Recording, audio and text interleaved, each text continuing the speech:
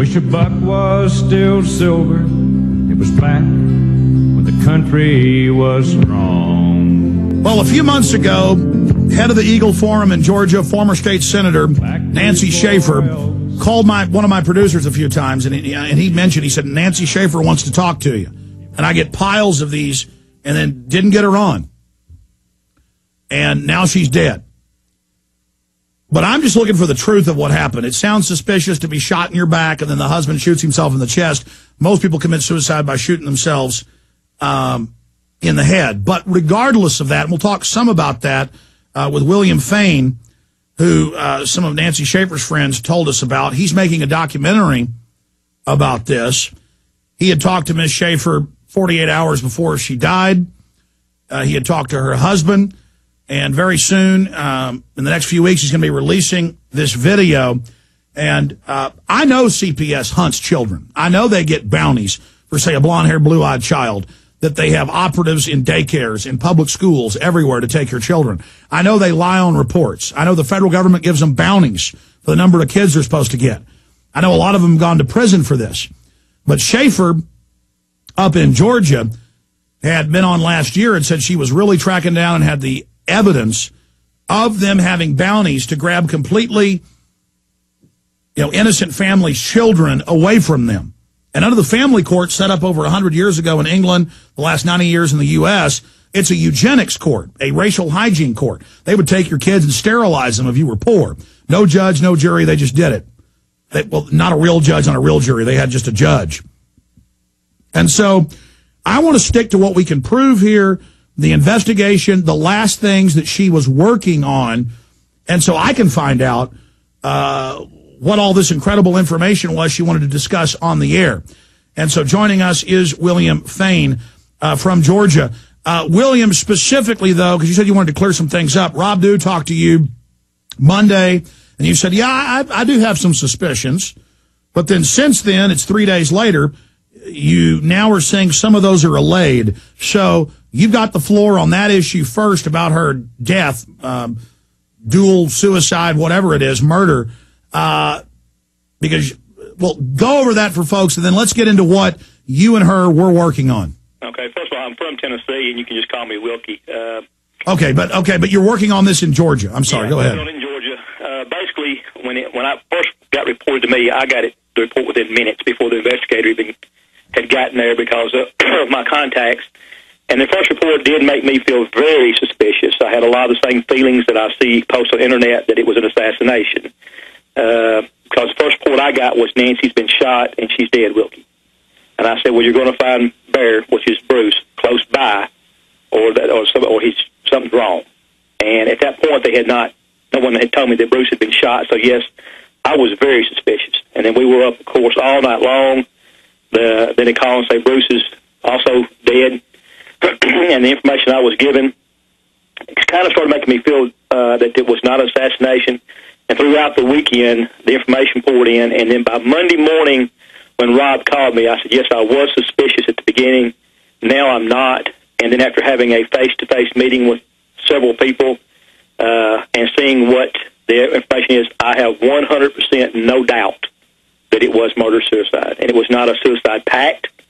Nancy did not know what was going to happen. I'm convinced of that. Oh, my God. I'm convinced it had been planned for some time, a couple of weeks in advance.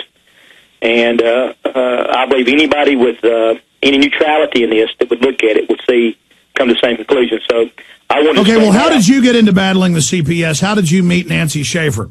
Well, Nancy had heard about me through a mutual friend. I traveled the country helping families out that had their children taken between making movies. And I said, I'm going to dedicate 2 years to this. I'm going to stop making movies. Well, my friend calls me up and says, this lady named Nancy Schaefer, this has been a year ago, wants to meet with you. So I went to meet with Nancy, and she gave me all this information. And she said, I've got the smoking gun, and she just gave me a ton of stuff. And I said, we got to be friends. And when I checked it all out, I said, Nancy, you're telling me that pigs can fly, and I'm telling you pigs don't have wings. Some of this can't be true.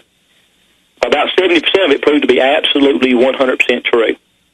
Some of the rest of it was people just kind of going their way with their message. So, and let me just add, though, from your bio, you're a credible, well-known person. We're not just talking to a random Yahoo here, and you came highly recommended from Nancy Schaefer's friends. You've owned 3 race teams with NASCAR, started a sports magazine, also a radio talk show host about NASCAR-related efforts.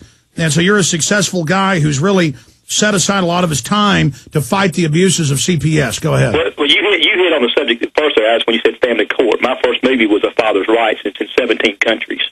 And it's about family court. That's what happened to me. It's in fact, we should have you up separately just about that. Exactly. You have really stood up for families' rights. You've got a long track record. This is what I fight for nationwide. I've got cases that I help out across the country. And Nancy gave me the leads. She would call me up and say, there's this family down in Florida that DFACs took their kids while they're here, Wilkie. They're scared to come back into Georgia. What can we do? Or I can now release some of the information that she didn't want released up until this past week. But on the 30th of this past month, the day before the funeral, I traveled down to Blairsville, Georgia, and myself, for an attorney in Tennessee, filed a lawsuit against DFACs and a gentleman by the name of Lee Cothran. Lee Cothran, some of the people that's listening to your show is going to recognize his name. Nancy had been tracking him down for several years and could not find him. He was accused of molesting 13, 15-year-old girls that were in foster care. He was a DFACs caseworker. Suddenly he disappeared and nobody could find him. So when Nancy said, Wilkie, can you find him? I found him 4 weeks later just south of Dallas in Texas. He's now about to be served. He's going to have to answer for what he did. So Nancy was about to announce that. We had to keep it under wraps because we had hidden cameras and we had me down there in kind of in harm's way looking for this guy. So we now are going to expose that system, and DFACs just got sued for this. This little girl, who's now 23, is going to make a great witness. We actually waited till her birthday to file it. So Nancy wanted that. That was her number one case. But isn't that suspicious that you're finally honing in on these people and suddenly they both get killed?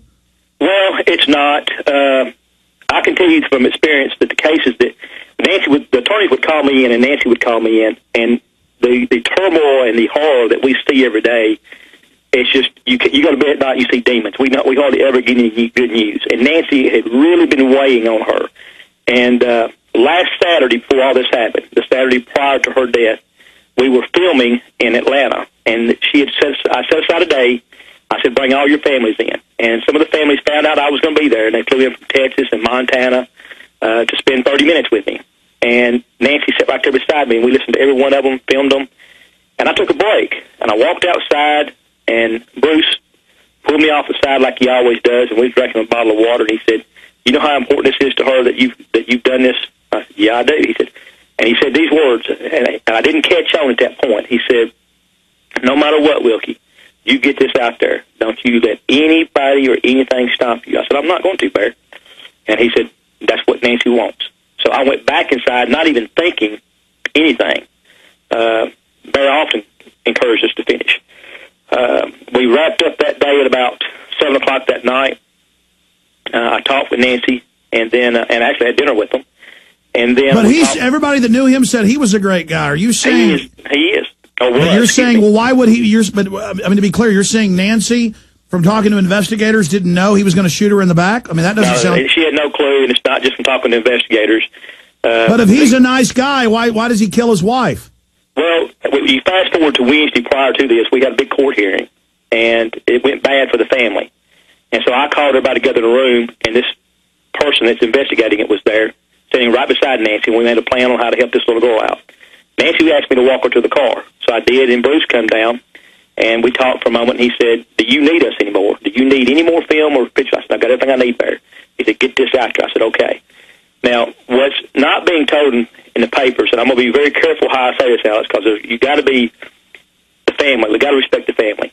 But in those letters to the children, I'm sure it explained to them why he did this. Now, I don't agree with his motive, but their finances, without me getting into it, was the main reason. There's a story about cancer. Bruce had cancer several years ago.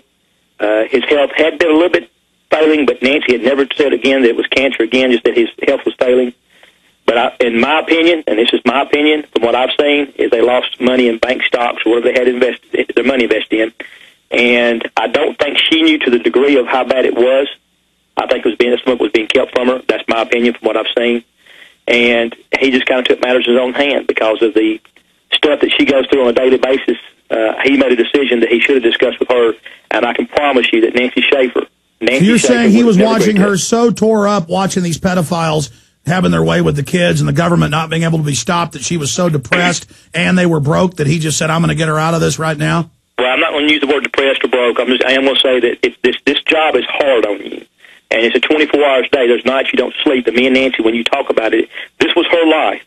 If you were around Nancy, this is what she talked about. How do we help this family? How do we help this Well, because child? it was her life, let's leave that now, and I still think it should be investigated, but I know you're a credible guy. I've seen all the great work you've done.